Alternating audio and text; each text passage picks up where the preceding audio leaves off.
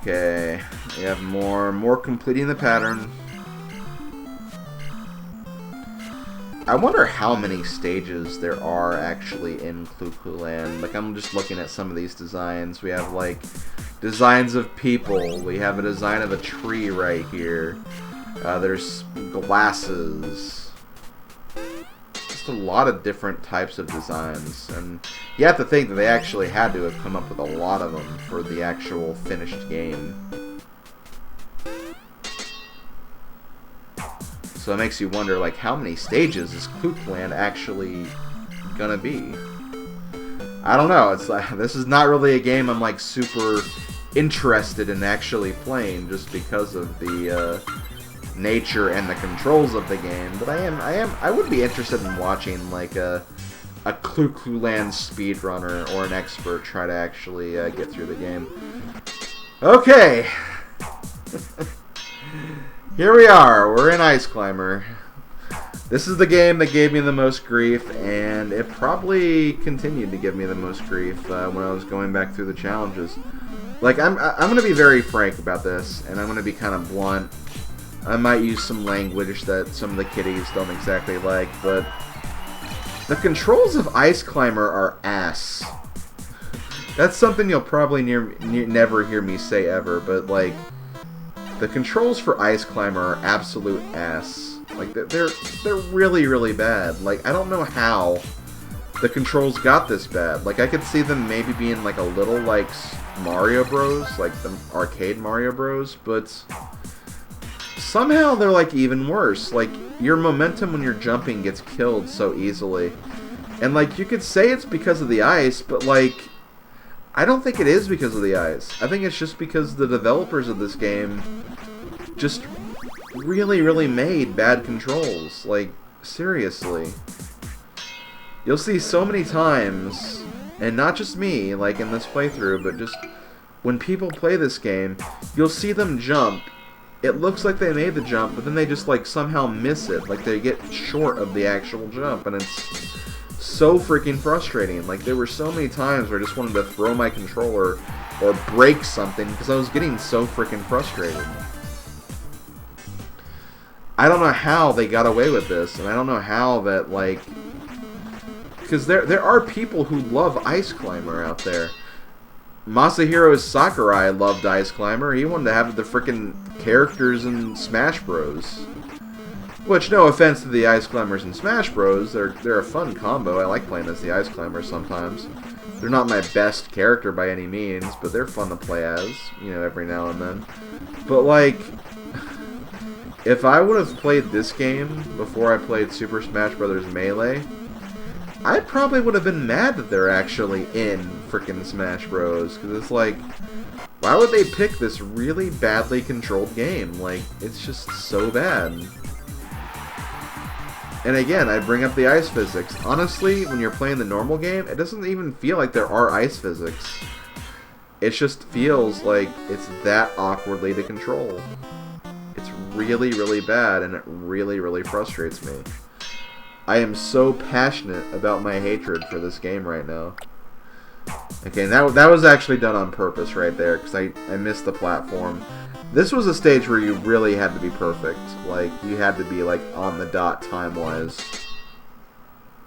If you even wanted to get the Rainbow Star. And there were just, like, a lot of very weird manipulations I had to do for some of these challenges. And see, like, right there, I should have made that jump. Why did I not make that jump? Ice Climber, it controls like ass.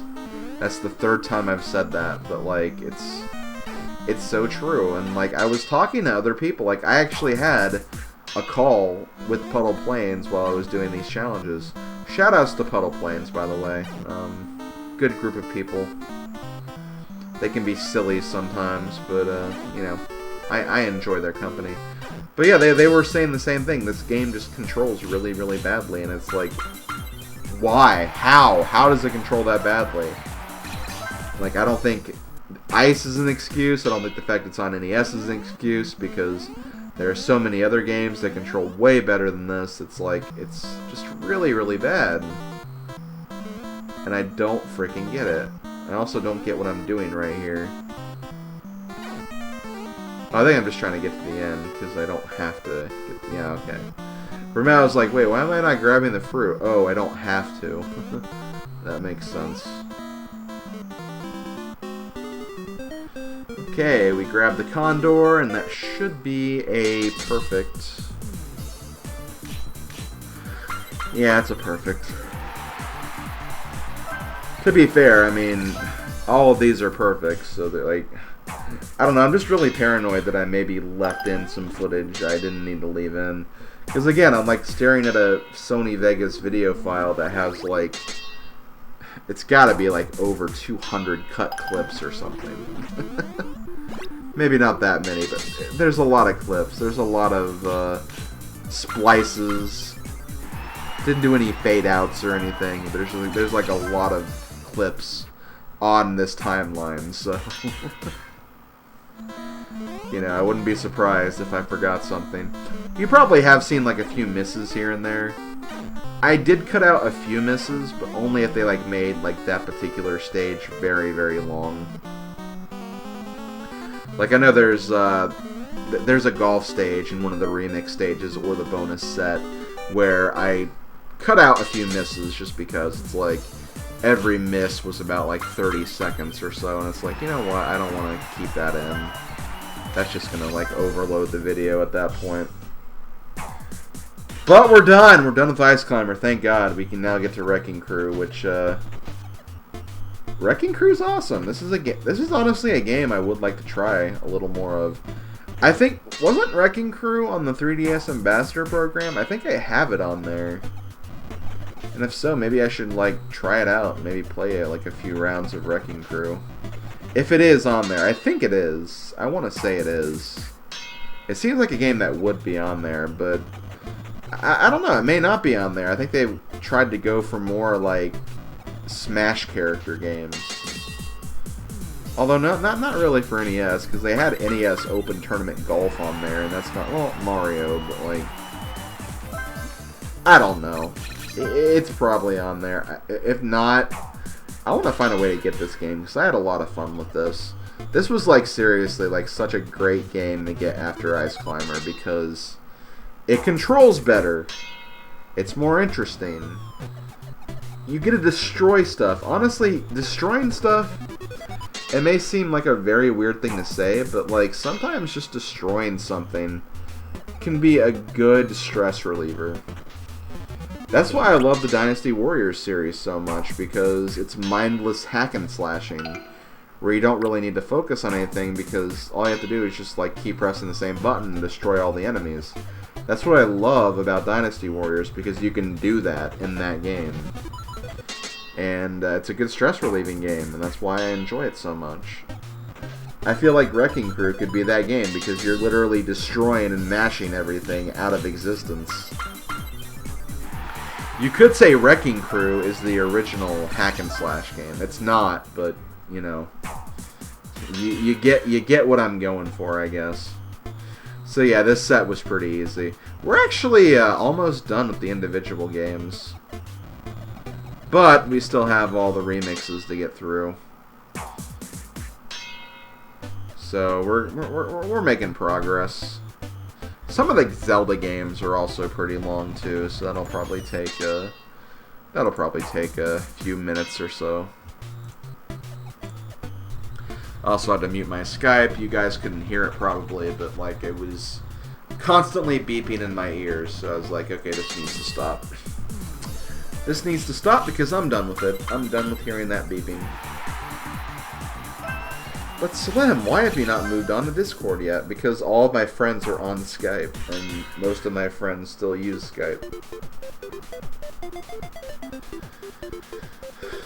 Also, this is a very weird game. This is the only one of these games that's in here, and it's kind of luck-based.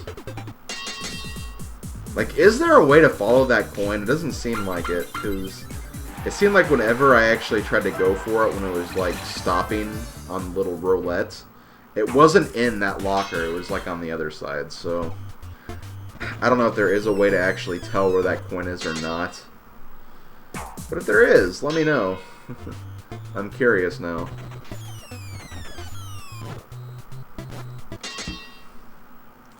Honestly, this commentary has actually been a lot of fun.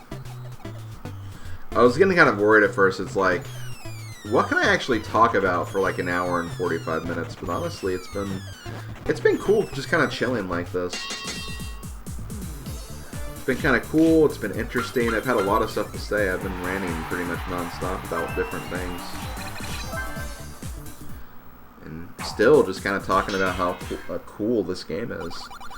Maybe I haven't really been doing that. I mean, there are definitely some things I don't 100% appreciate about this game, but I'll get into that when we're actually closing up.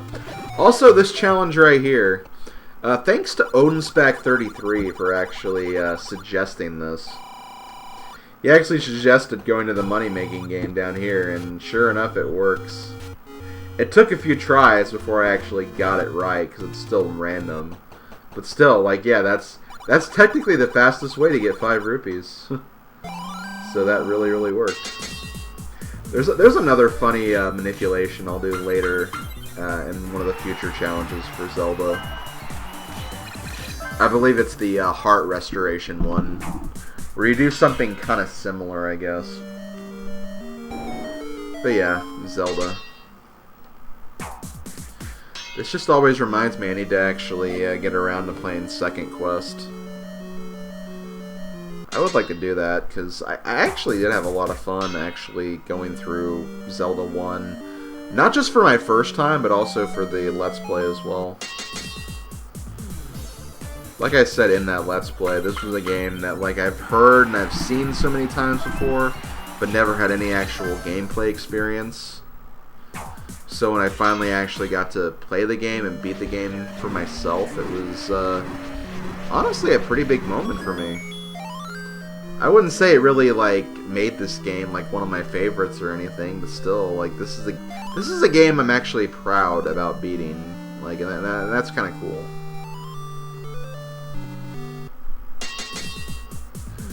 Especially because you know how popular the Zelda series is. And it's like, this was the game that started that series. So it's like you kind of have that little bit of history with it as well. You know what I'm saying? You know what I'm saying? This challenge is kind of annoying. Again, really kind of depends on enemy AI a little bit. Because sometimes the enemies act in slightly different ways, and they can really screw up your movements and stuff. I want to say I actually had to redo this one, like I actually missed this one on purpose. Yeah, there you go.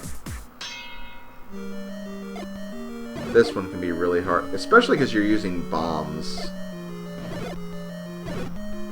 I mean, seriously, why would you use bombs like this?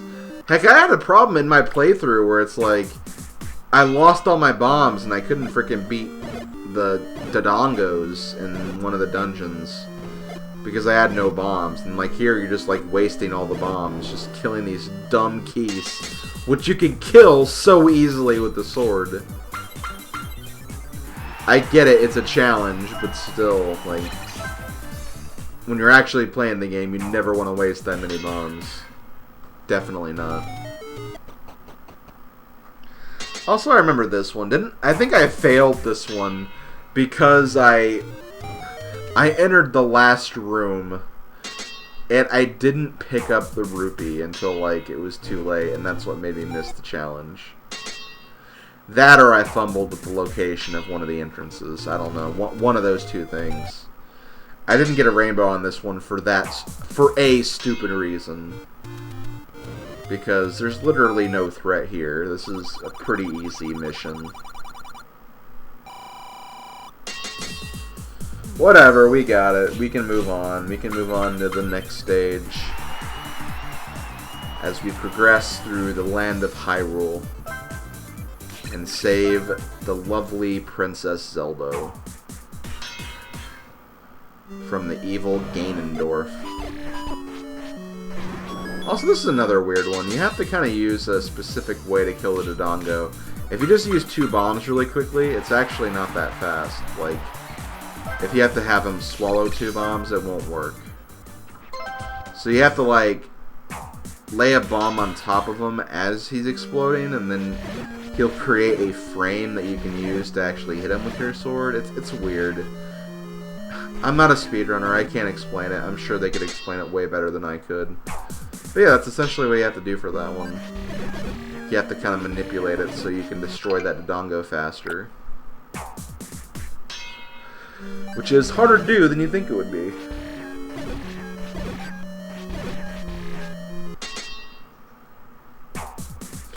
Also, this one is really annoying too, this stage right here. This specific part of this stage. Using bombs, honestly, not a bad idea, just because these stupid red keys.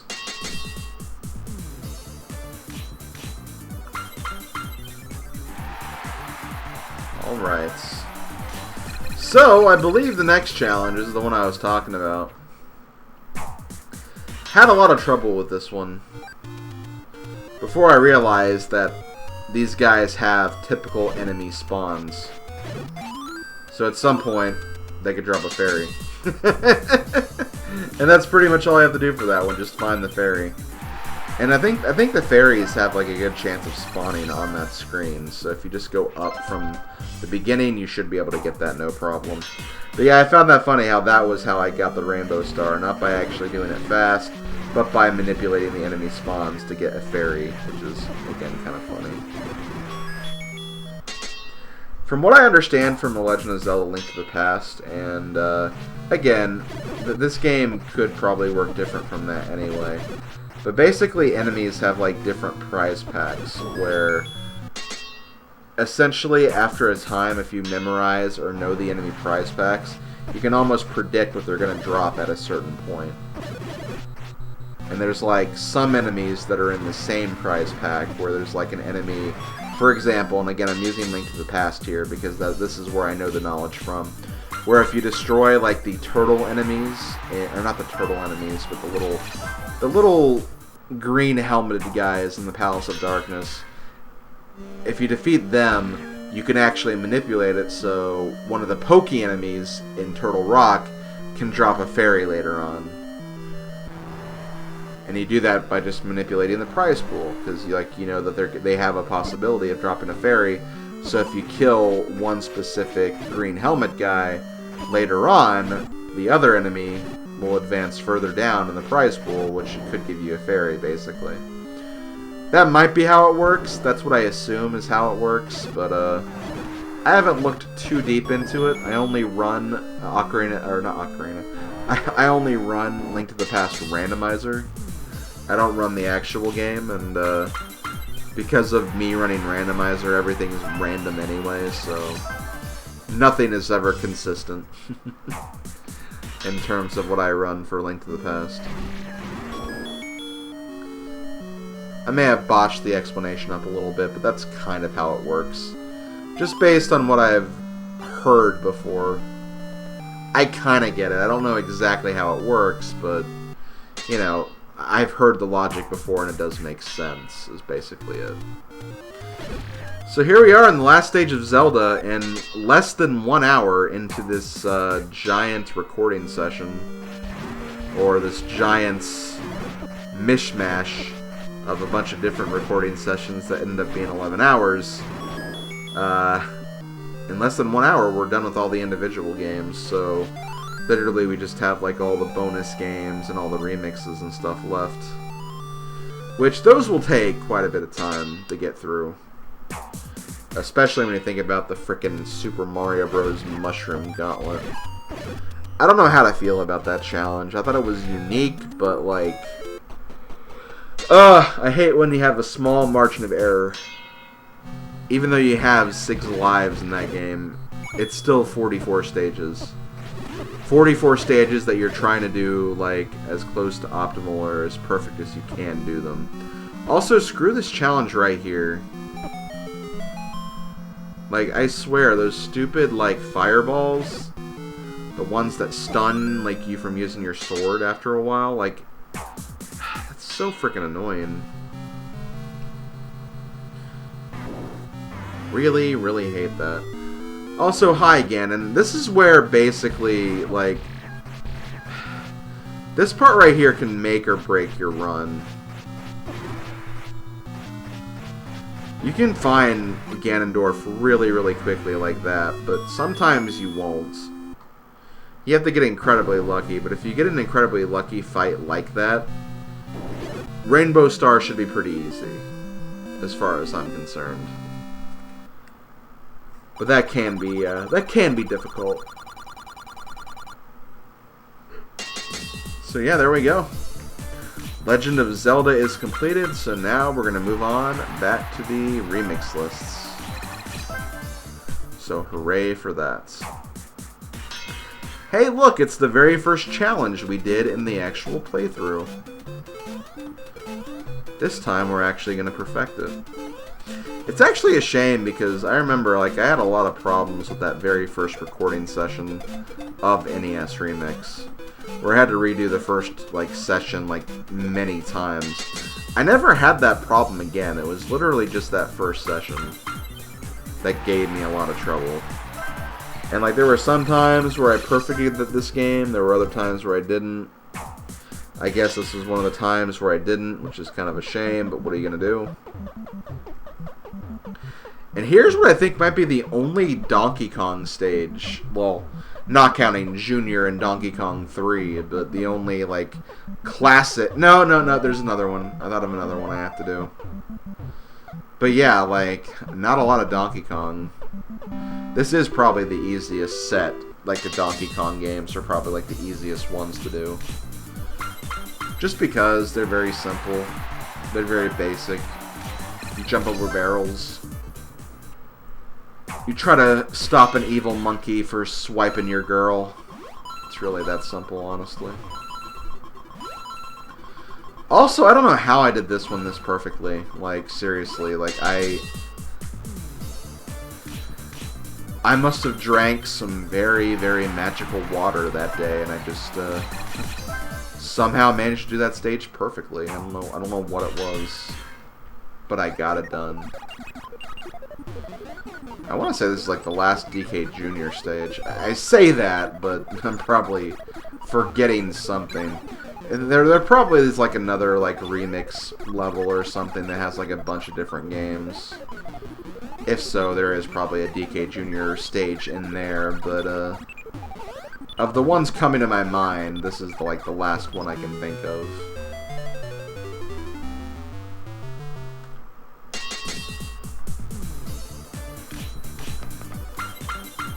I'm also going to be on the lookout for games that I need to kind of address and talk about certain strategies for, because there were definitely a lot of ones that gave me some trouble, that's for sure.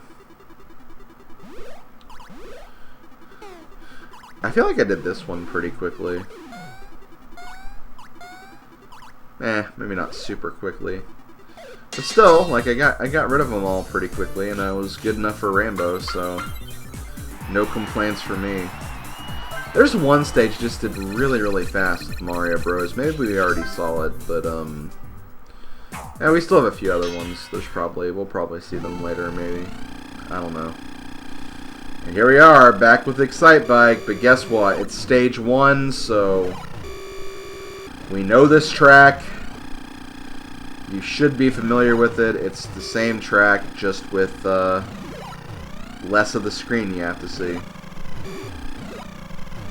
It makes me wonder if they actually use like the same time bonus that you had to use for the other ones, or if maybe like because it's darker they're a little more lenient. I don't know. Either way, I did it pretty fast, and that was good enough for the Rainbow as far as I'm concerned.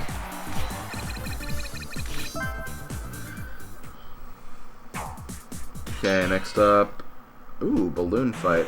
I did have some trouble with this one too, because at some point in this stage, like, it zooms in, and like, I normally try to stay at the top here, but if you actually go a little lower, there's another balloon. Yeah, see, there's that balloon right there. I guess I forgot to edit this one, but either way, I mean, you guys know it's there. Here we can kind of see my thought process in motion, I suppose. But yeah, after I saw that balloon, I'm like, you know what?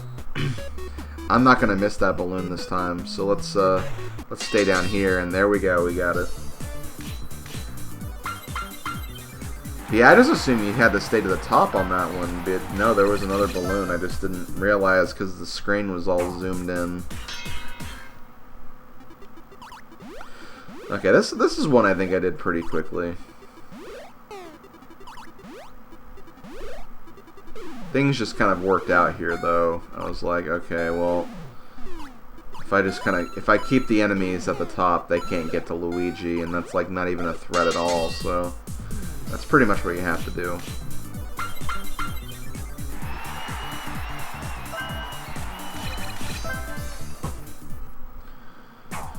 Okay, next up. Oh wow, another Mario Bros. Oh, this might be a remix though. Yeah, it's a remix. Okay. Not just Mario Bros. We have other games involved too.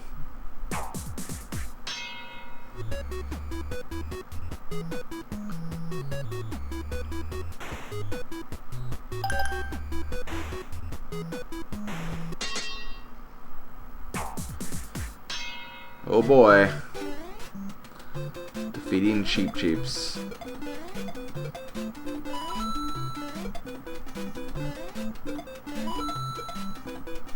Hope you guys like fish sticks, because that's what we're creating right now.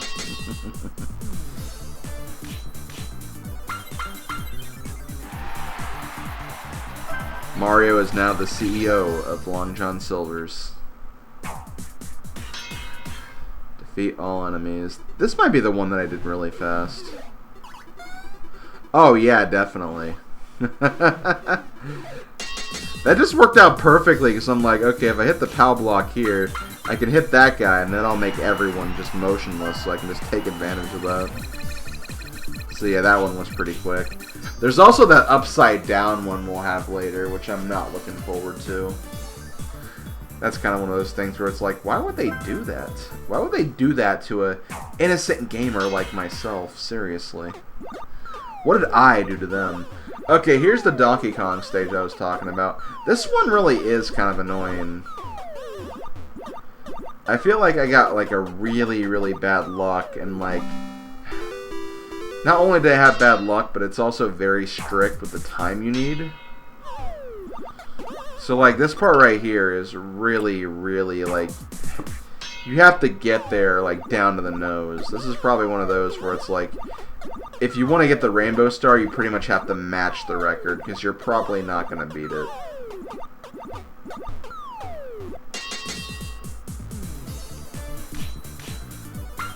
See, that's probably exactly the time you need to actually get Rainbow.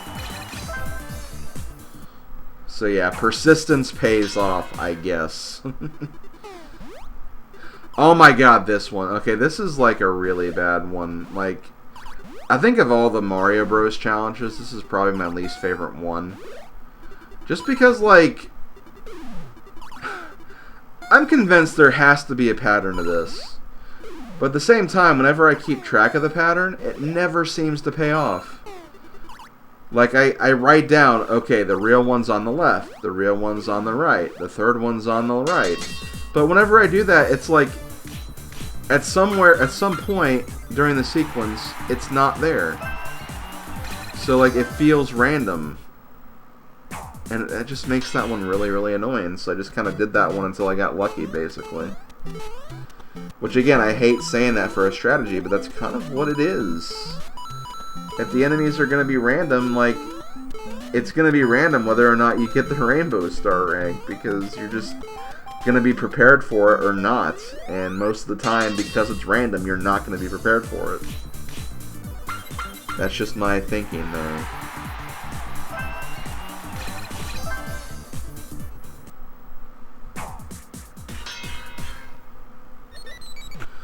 Okay, we have another remix. I think this is the last one of Remix 1. This actually didn't take as long as I thought. But I think Remix 2 has some very long stages. So we could be spending some time.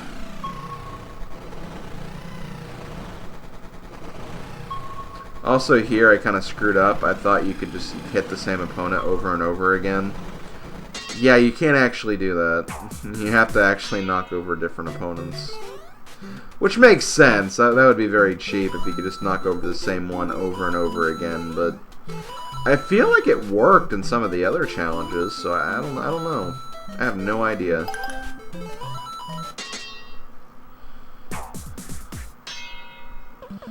Jump over 3 barrels. What is this, Donkey Kong? Oh wait, it is.